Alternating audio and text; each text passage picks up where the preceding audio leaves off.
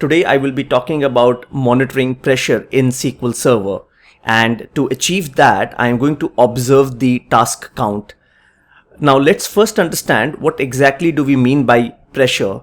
When workloads are submitted to SQL Server, they are converted to tasks, and this is a very simplified explanation. When they're converted to task, the resources in SQL Server, primarily the CPU, memory, IO, they work in collaboration with each other to execute that task. When the number of tasks outgrow and are more than the resources can handle, that seems to be that the engine is under pressure at that point in time. There are many ways on how you can monitor pressure in SQL Server, and of course my favorites are DMVs, dynamic management views, and there are many of them. So in the upcoming demo I am going to show you how you can use some DMVs.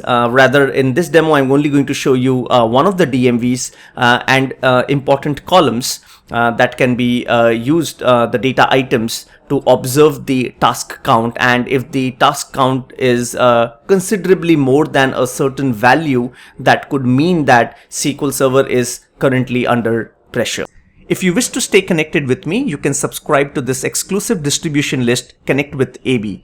Members of this distribution list are people who have watched my videos or read a blog or even attended pre-cons or a session at a conference. And I also have members from all my master classes in this distribution list. So yes, this distribution list is pretty exclusive. The link is available in the YouTube description.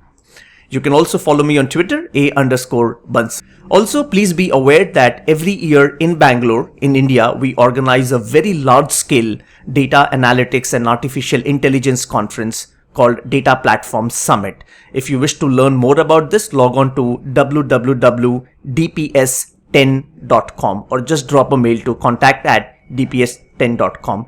This is a conference where delegates from more than 20 countries join us annually, and we get close to 1,500 attendees. We deliver more than 100 sessions across 3 days and more than 20 pre-cons on 3 days. So this is a whole week of learning from Monday to Saturday, and one of the signature tech events in Asia.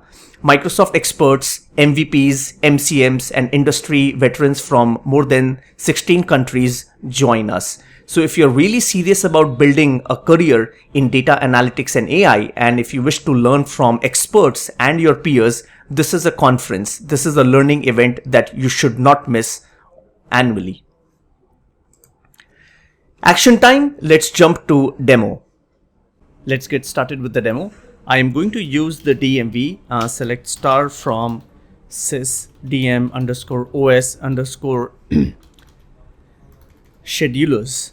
So this is a DMV which I don't see quite often in troubleshooting scenarios. I mean, I don't see developers DBs using this one quite often, but this has some good information that you can use in your troubleshooting endeavors. So let's go and execute this. You can see the scheduler address, the scheduler ID. This one is important for you. These are internal use, and that's why you will see that they say that status as hidden online.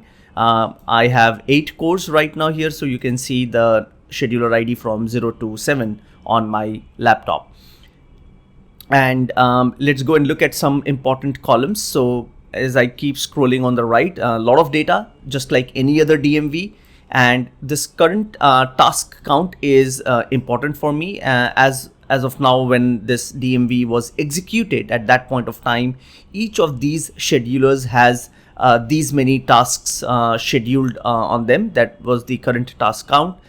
This column is important, runnable task count, which is how many tasks are currently in the runnable queue, which means they are ready to run, but they have not got a scheduler assigned to them. So they are kind of waiting. They're not waiting for any specific resource. It's just that they are waiting for their turn on the scheduler.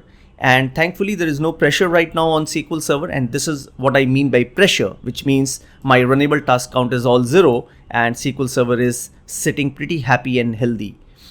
As we keep scrolling down, there is another one called current workers count, which is the number of workers that are currently there on each scheduler, and the work queue count is also 0, which means no thread is really waiting for a worker to get picked up. So this is also good. And then there is another one called pending disk IO count. So that's also sitting nicely at 0, which means right now at this point there is no disk pressure as well. Now when I look at these columns, these are pretty good columns, and a simple query can be formulated which you can use in your monitoring purposes. So I'm going to use pending disk IO count, work queue count, and let's say current task count and runnable task count. So let's go and look into this and get some columns out there. So first maybe I can use average of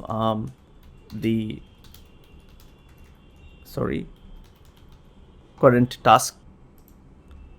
So let me do this one. I will let me take current task count as one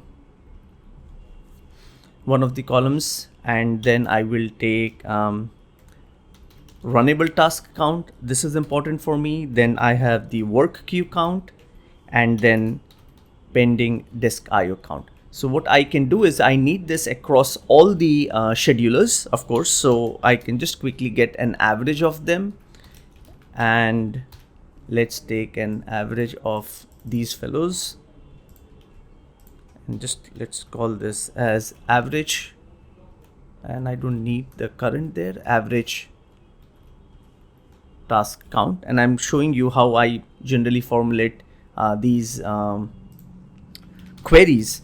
And most DMVs are not as meaningful in sense if you just simply run them with select star. You just need to make sure that you write a meaningful query. So we got the runnable task count, average runnable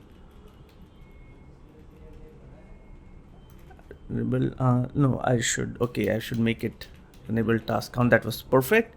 And then I will take an average of work queue count as well, average work queue count as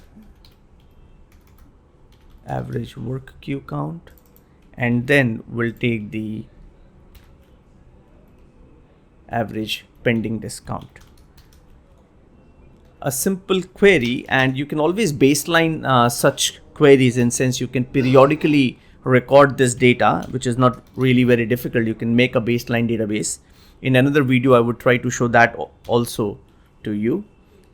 And from schedulers, and we should make sure that where our scheduler ID is less than 255, because I want to get rid of those other hidden ones that are used for internal purposes. And now let's go and execute this, and you can see that the average task count is 7, and we're pretty nice at 0, 0, 0, because there's absolutely no pressure.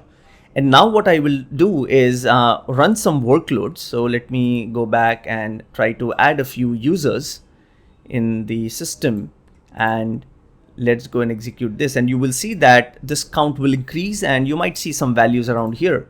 So let's go and run this, and now you can see that average task count has increased. So at that point in time, across my 8 cores, we have a total of, let's say, 19 tasks running, and about 11 of them waiting in the queue.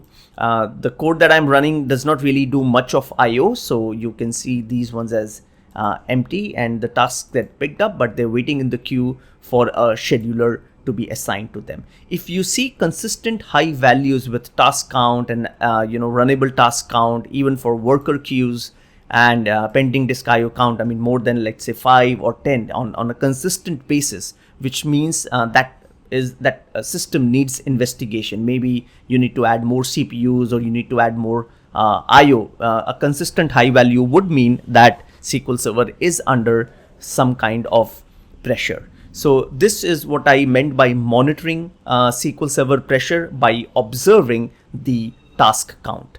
Back to the slides. Hope the demo was worth your time. My name is Amit Bansal and I have been working with SQL Server since 1997.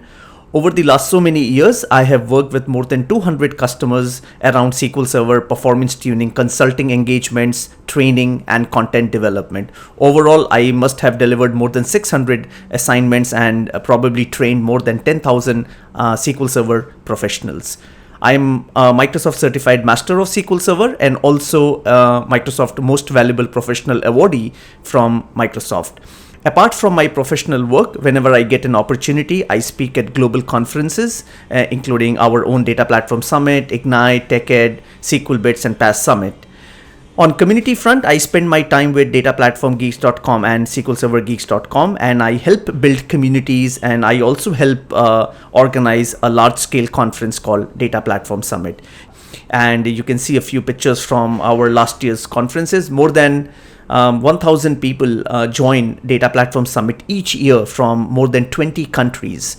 Microsoft product experts from Redmond, India, China, Israel, Dublin, MVPs from more than 16 countries, and industry veterans. They deliver more than 100 breakout sessions, open talks, and chalk talks at this conference. We have exclusive learning formats like even roundtables and hands-on labs.